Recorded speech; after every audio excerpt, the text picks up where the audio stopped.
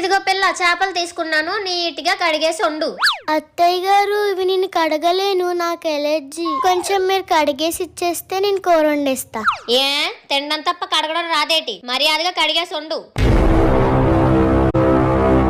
ఛా, ఇవిడ కావాలని నాకు నచ్చలేని పనులన్నీ చేపిస్తుంది. అయినా ఆ సొరచాప తెలివితేటలు ఈ తిమింగలం దగ్గర పనికిరావు, చెప్తా. 1 hour later.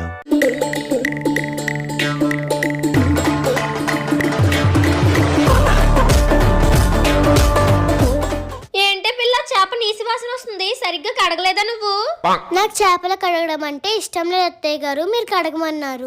ఏం చేద్దామా అని చూస్తుంటే చేపలు ఎలాగో నీటిలోనే ఉంటాయి కదా, ఇంకెందుకు కడగడం అనే ఆలోచన నా తెలివైన బుర్రకు తట్టింది. అందుకే కడగకుండా వండేసా. కడగకుండా కూర వండేసావా? చిచ్చి, అలా ఎవరైనా వండుతారా? నువ్వు వండుకున్న కూర నువ్వే తిను, అప్పుడు తెలుస్తుంది నీకు.